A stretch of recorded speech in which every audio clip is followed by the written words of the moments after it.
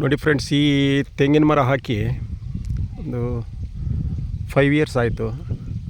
5 ಇಯರ್ಸಿಂದ ಇಷ್ಟೊಂದು ದೊಡ್ಡದಾಗಿದೆ, ಫಸಲು ಬರ್ತಾಯಿದೆ.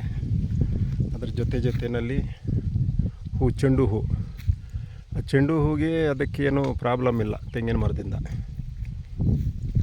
ಮತ್ತು ಹಾಗೆ ಬರ್ತಾ ಇಲ್ಲಿ ನೋಡಿ ಒಂದು ಸಪೋಟ ಅಂದರೆ ಚಿಕ್ಕು, ಇದನ್ನು ಅದ್ರ ಜೊತೆಯಲ್ಲಿ ಹಾಕಿದ್ದೆ.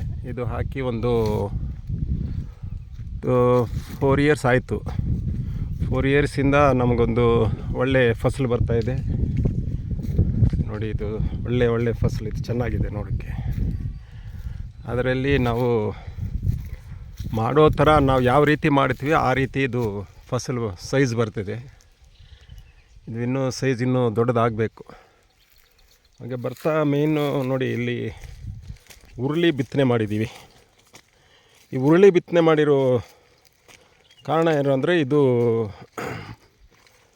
Multi use ನಮಗಿದು. ಇದು ಹುರುಳಿನೂ ನಾವು ಸೇಲ್ ಮಾಡ್ಬೋದು. ಮೇಯ್ನ್ ಇನ್ನೊಂದು ಏನು ಅಂತ ಹೇಳಿದರೆ, ನಾನು ಮುಂಚೆನೇ ಒಂದು ವಿಡಿಯೋ ಮಾಡಿದ್ದೆ, ಈ ಮುಟ್ಟಿದರೆ ಮುನಿ ಅದನ್ನು ಹೇಗೆ ಬುಡ ಸಮೇತ ಅದನ್ನು ಸರ್ವನಾಶನ ಮಾಡಬೇಕು ಅಂತ. ಅದರ ಬಗ್ಗೆ ನಮ್ಮ ಫ್ರೆಂಡ್ಸ್ ಯಾರೋ ಒಬ್ಬರು ನನಗೊಂದು ಕಮೆಂಟ್ ಮಾಡಿದರು. ಅದೇ ರೀತಿ ನಾನು ಇದನ್ನು ಹುರುಳಿ ಬಿತ್ತನೆ ಮಾಡಿದ್ದೀನಿ. ಅದರಲ್ಲಿ ನೋಡಿ, ಇವಾಗ ಒಂದೂ ಇಲ್ಲ, ಮುಟ್ಟಿದರೆ ಮುನಿ ಗಿಡ ಒಂದೂ ಇಲ್ಲ. ಅದರ ಪಕ್ಕದಲ್ಲಿ ನಮ್ಮ ಬ್ರದರ್ ಜಮೀನಲ್ಲಿ ನೋಡಿ ಹಾಗೆ ಇದೆ.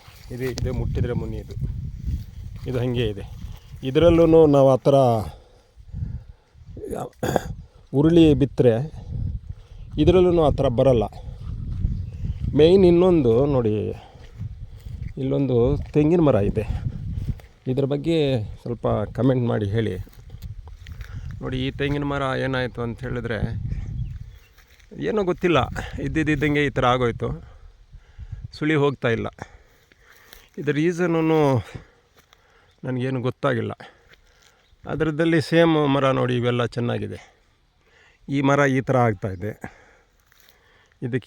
ಇದಕ್ಕೇನಾದರೂ ಪರಿಹಾರ ಉಂಟಾ, ಇಲ್ಲ ಮರ ಇಷ್ಟೇನಾ? ಸ್ವಲ್ಪ ಕಮೆಂಟ್ ಮಾಡಿ ತಿಳಿಸಿ ಫ್ರೆಂಡ್ಸ್.